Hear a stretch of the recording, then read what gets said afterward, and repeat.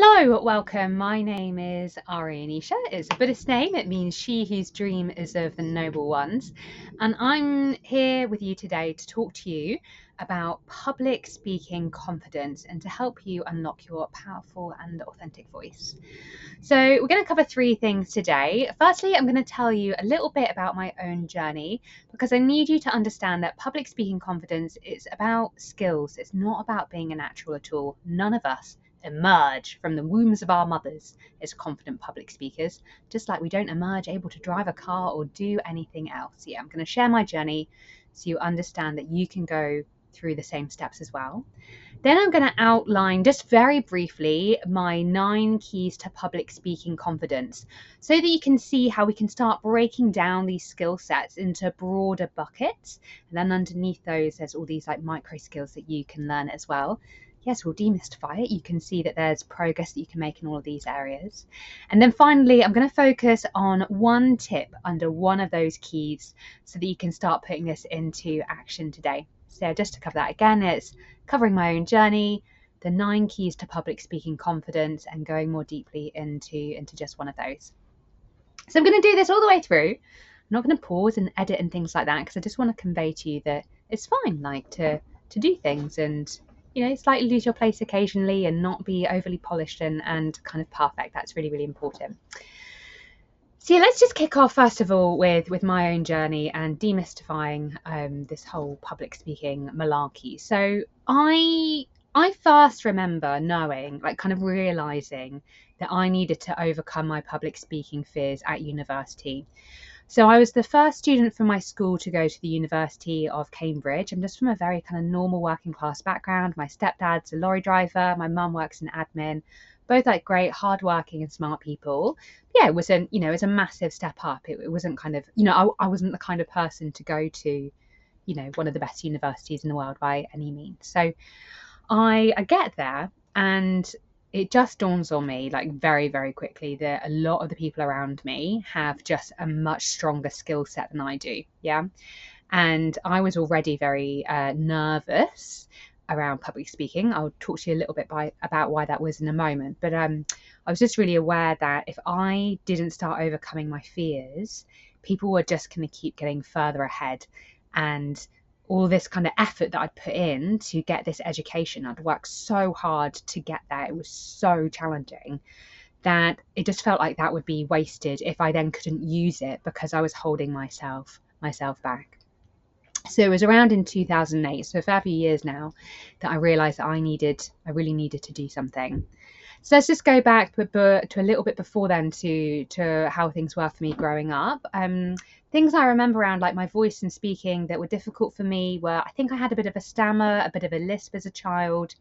And I definitely remember having some like voice coaching at a very, very little age, just a couple of sessions, I think, that my mum had got for me.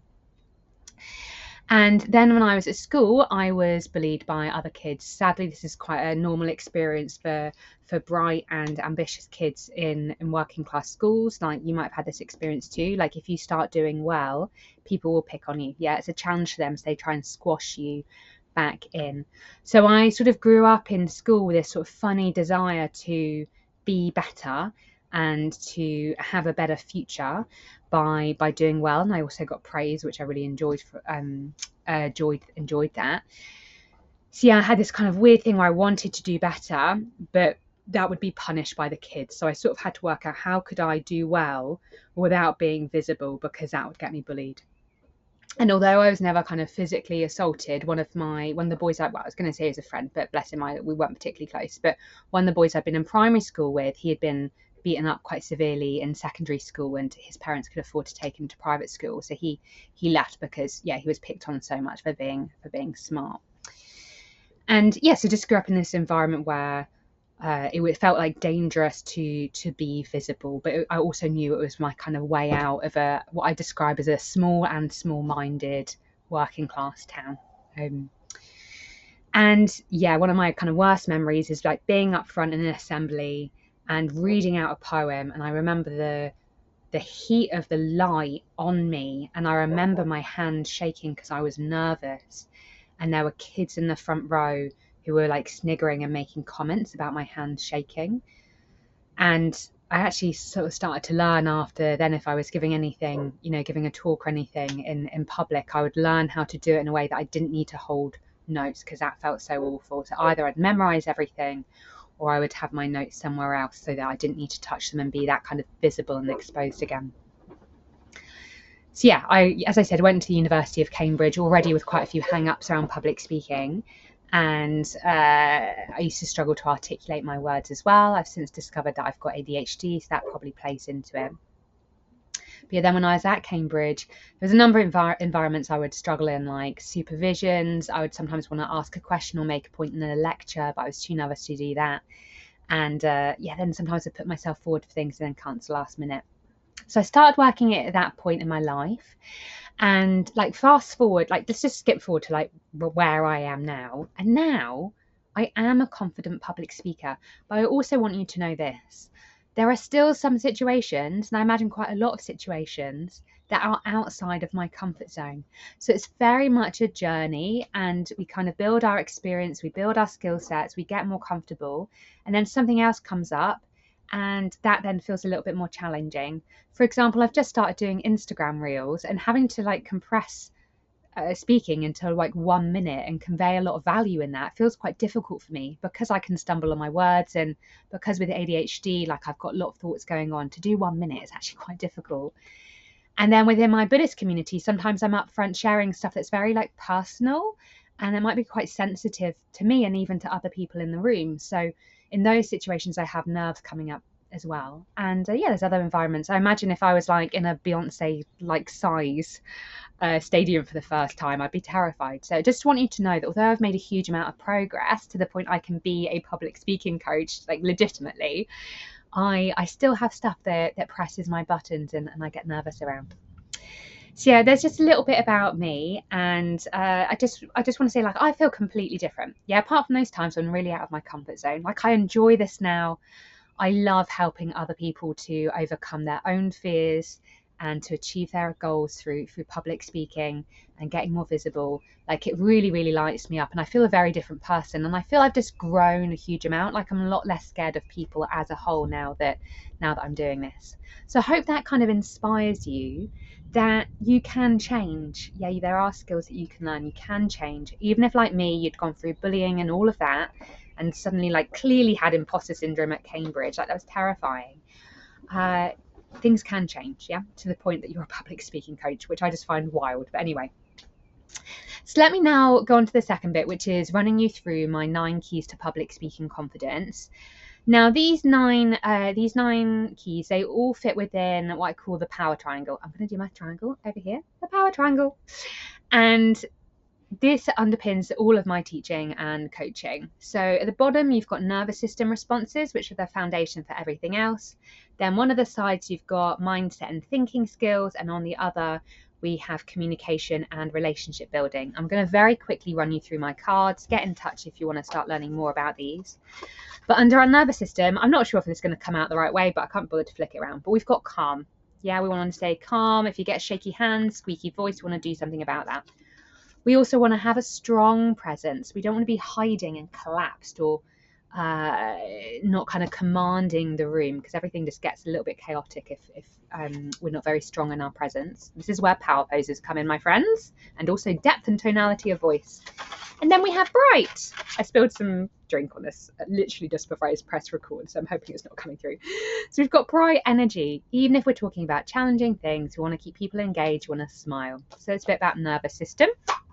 There's loads of micro skills under all of these. Then under mindset and thinking skills, we need to motivate ourselves to get outside our comfort zone, because this is so scary. Literally, we feel like we might die doing public speaking when it's just really out there for us. So we're going to need to have a very strong reason for why we want to do it. Then we're going to need to unhook from stories about ourselves and also our audience that hold us back. Often we have a very strong internal critic that we then project out onto our audience. So like, what often do you think your audience might think about you? Maybe like you're stupid, you don't know enough, all of that. And can you imagine now actually telling them that's what you think that they're thinking? They might even be a little bit offended. And that's what it means. We're often just projecting out our internal criticism onto them. Or experiences that we've had in the past from other people. Like, as you've heard from my journey, like, I was bullied from school, so part of what I was projecting out were the voices from the bullies onto the other people. So yeah, what happens quite often is that we have something happens in our lives, we internalize it, and that becomes a voice of our internal critic. And then when we're in front of our audience, we project out that criticism, which we've internalized.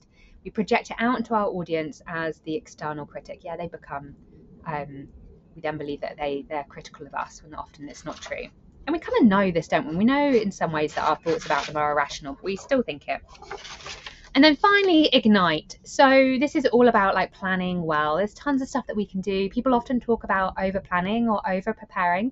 Normally what they mean is trying to like remember every single word and say it in a perfect way, as if they've got to read off of a script. And that's where you can waste a lot of time also fiddling around preparing stuff that doesn't really matter. So there's lots that we can do to plan better, to kind of really ignite something in our audience. We want to move away from boring PowerPoint presentations, my dears. Can see that I'm doing that with these cards today.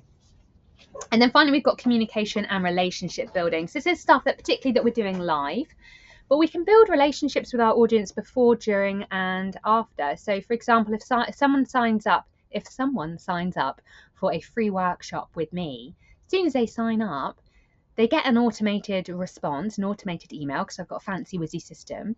And it sends them an email asking them if they'd like to share a public speaking nightmare that they've had in the past. And it just helps me get to know them better, and they can start asking me questions and interacting before we come to the live workshop.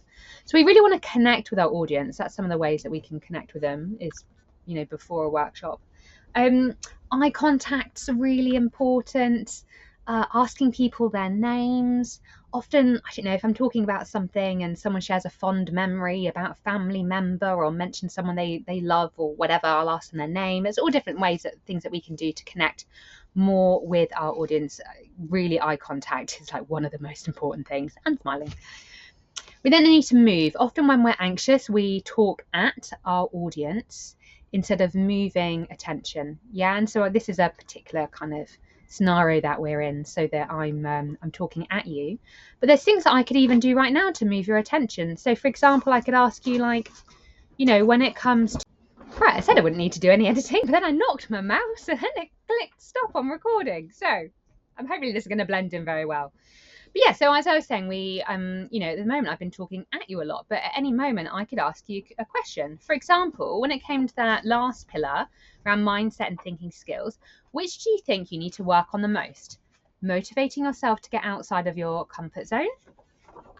Unhooking from unhelpful stories about yourself and your audience that are rooted in past painful experiences? Or planning well so that you can ignite something in your audience? Yeah? So just have a think, which of those do you need to work on the most? And do you see how immediately I've moved the attention from me over to you, which is really important. We want to feel like we're having a conversation, don't we? See how that's very different to talking at someone. And then finally, we always want to be inviting our audience to move closer towards us by inviting them to take action. So this could be something like as simple as me inviting you now to get in touch with me to book a free coaching call if you want, or download a free resource or something like that, or come to my next free webinar, anything like that, so I could be inviting you along. Or if we're in person, so I often run in-person stuff, particularly for my Buddhist community, and I might say give a talk in the morning, a whole day-long session, and then say, oh well, if that brought up anything for you, come have a chat with me in the tea break. And then I'll make sure that I'm around during the tea break and looking and making eye contact with people and making chit chat. So it's really obvious that people can approach me, because quite often, if you're up front, sometimes people won't want to approach you. They'll feel like they're taking up your time. They start projecting kind of authority onto you, which is kind of fine really, but that's just good to know that happens. And then they might think, oh, that person's too important for me to come and bother them and ask them a question or anything like that. I really think it's important to give space for people to ask questions outside of any kind of live workshop in front of a group, because I remember, as I said, back in my university days, I was terrified about asking questions in a lecture or anything like that. often I'd come up with a question and then the idea of asking it would just make me feel really, really anxious. So I always make sure there's a chance for people who are shy, a bit more introverted, socially anxious, or just need a little bit more processing time to come and step towards me outside. So yeah, we're inviting our audience to move towards us. Again, if we're nervous or we're worried about what people think about us, quite often we'll talk at them and then exit stage left, because we don't want to have any opportunity to kind of reinforce that that message that we're not doing very well. So there's those. Again, like, which do you think, with that pillar, do you think you need to work on the most? Like connecting with your audience, moving, communication between each other, or inviting them to move towards you more? So that's the second section. And very briefly, I'm just going to focus quickly on which one are we going to do? We could do any of these today. I tell you what, let's do Unhook, because so many people have these stories, and they're let me just tell you why Unhook is so important, right? So I talk about nervous system as being the foundation, but what triggers off, what dysregulates your nervous system? And it's that fear of threat. A story that something bad will happen to you if you don't do well is what triggers off the nervous system, yeah, or pushes us into fight or flight. Those feelings like that we're panicking and that we're under threat, that comes from a story that we have about our audience. So one of the things that we can do to unhook is just to just get clear and get playful about the stories you have, yeah, about how rubbish you are. And I like to get my clients to come up with a little character to personify their internal critic. And then sometimes we'll run it through an image AI generator and see what Canva will come up with. It's quite fun. So what does your internal critic tell you about your public speaking skills? It could be anything about how intelligent you are, how you pronounce words, what you look like. I'll let you in on a secret. My internal critic doesn't think I've got much of a chin. I don't know if you can do this. You can see this. But anyway, my internal critic does not think I've got much of a chin. He also thinks that I stumble on my words all the time. It is true that I do sometimes stumble on my words, but it's not a reason to be nervous. It's fine. It's just a function. Yeah, so what's 3 stories your internal critic tells you? And I want you to come up with the worst ones. Yeah, when they're being really mean, what do they say? Come up with those. Then I want you to give them a name. Write down what they look like. Give them some props. One of my clients, her internal critic uses a measuring stick all the time, because they're just measuring her up against these like ridiculous perfectionist expectations. Yeah, so maybe yours has a measuring stick or a placard telling you you're rubbish. What do they have? Or a loudspeaker. Oh, not quite sure. There's a random sound going on behind me. I live in a van in a campsite at the moment, so random things happen. So yeah, have they got any props? And I also want you to have a think about, well, what are they trying to protect you from? Yeah, we can judge our internal critic, we can criticize our internal critic, but really they're just trying to protect us from something. So what are they trying to protect you from underneath? And where would they like to go off on holiday to chill out? Yeah, when they know that you've got everything covered and they don't need to worry, where do they want to go off on holiday? I think that's an exercise. That bit of the exercise I've nabbed from Tara Moore and her book Playing Big. I like doing other internal critic work and mixing it up a little bit with my own. So yeah, what do they tell you? What's their name? What do they look like? What props have they got? What are they trying to protect you from? And where would they like to go off on holiday when they're not worrying about you being rubbish at public speaking?